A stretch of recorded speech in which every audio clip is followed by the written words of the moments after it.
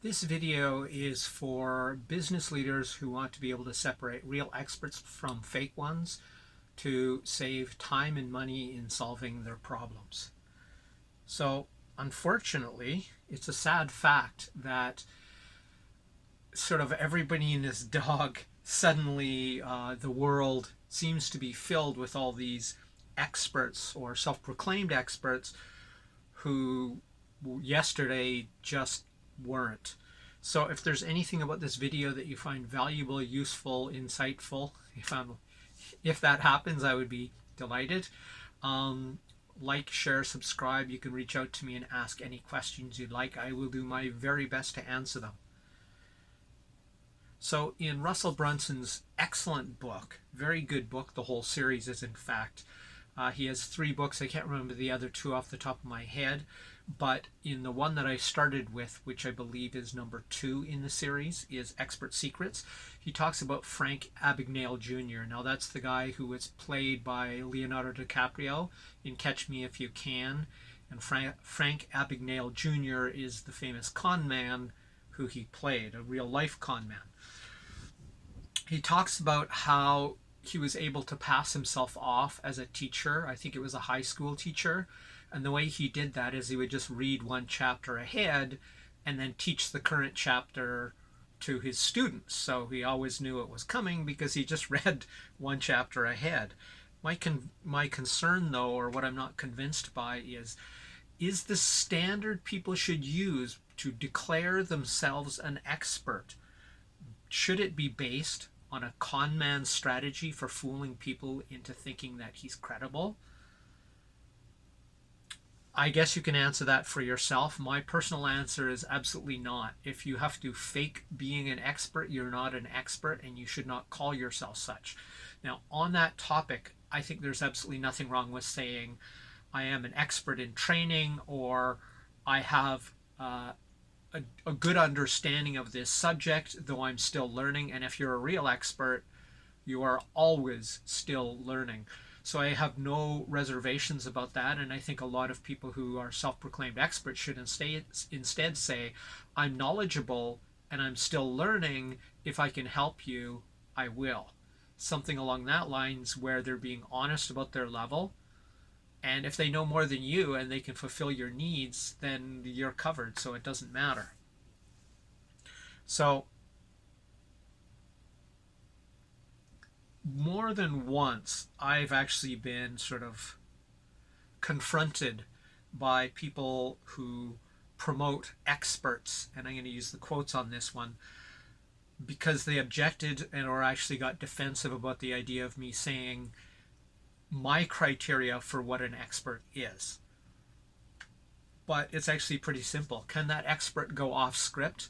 If you take them outside of the presentation they rehearsed, in any sense of the word, can they still function? Can they still answer in a way similar to the rehearsed? I could memorize a Japanese speech and quite literally know not a single word or meaning of that speech. Years ago, a friend of mine, actually one of my former girlfriends when I was living in Canada, she said she went to talk to she was somewhere in South America, and she wanted to go up and thank the performers. They were at a bar after work, and she wanted to thank the performer and talk about the songs that they were singing. And when she tried to talk to him, he was like, "Okay." He understood not a word of English, but he had perfectly learned to pronounce and sing English songs, though he spoke not a word of the language. He just emulated the sounds. So that's the kind of thing that you're really going to be able to detect. If you take them off script and they fall apart, they're probably not experts. And you have to ask yourself, is that really who you want or who you need? Or do you want to find somebody who can go off script, probably without missing a beat, because they're an expert? So that's my definition of an expert. So for somebody to be truly an expert, they should be able to speak or teach others about their subject with 0 notes or preparation. If somebody wanted me to speak about the things I speak about in my videos, It probably wouldn't be as smooth. Not that my videos are that smooth, but yes, I make notes because I want to create or make sure I cover certain points. But if somebody says, what about X topic or what about Y related thing? I usually have an answer for that. And I'm not saying that to brag. I'm saying that because I know what I'm talking about. If I don't know what I'm talking about, I shouldn't call myself an expert or consultant in that thing. And when it goes outside my area of expertise, I usually say, yeah, I don't really know that much about that, or here's what I know, but I can't go beyond that. So the important thing is not that the expert should be able to present without preparation, rather that they should be capable of doing so. If they're incapable of doing so, it's like the guy who could sing in English but didn't know a word of actual English and how to speak it. If they have to stay on their script and all they can give you is the examples that they prepared rather than examples related to what you do and your specific question, I would say that's a potential red flag. So that really gets to the second one, and that is you should be able to ask them specific detailed WH questions about some part of their subject and how ideally how it would relate to how they could apply their expertise and their knowledge to help you or your company solve a problem in your business specifically, rather than the one generic example they have memorized. um, just understand this isn't to see whether they can present flawlessly and be equally as skilled or articulate when they go off script. A lot of people can't be because they haven't practiced it. But if they, it's more about how they answer the questions, not how perfectly polished it looks. You expect it not to be polished, but the more expert they are, the less likely they should skip a beat and the more it should resemble their presentation. But really this is what it comes down to, is the how, right? How they answer those questions, not necessarily even if they know the answers to your questions. Maybe they don't. Nobody knows everything. Even the top experts don't know everything about their topic.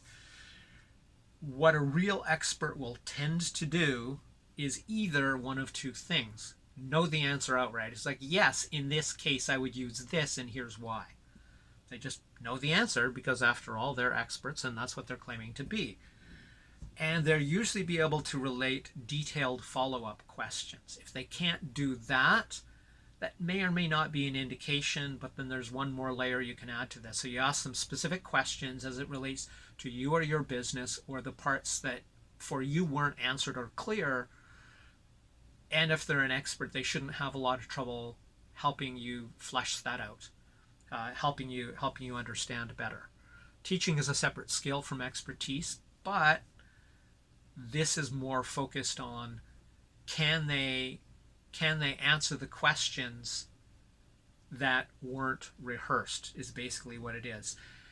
Or more accurately, as I said already, how they answer the questions that aren't rehearsed. So they'll either answer it right away, clearly, articulately, and know what they're talking about, and probably be able to give detailed follow-up because they know what they're talking about, or they'll just go, I don't know, and then usually give specific reasons why they don't know. In this case, I need these details to be able to give you an answer that's of any use to you.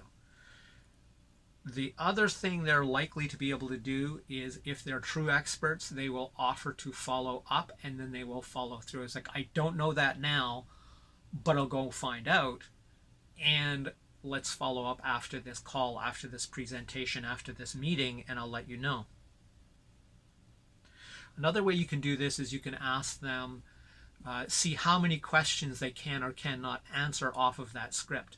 If they can answer almost none of the questions you ask them off script, to me that's a serious red flag. I was going to say a possible red flag, but if every question you ask them off script is I don't know, I would be concerned.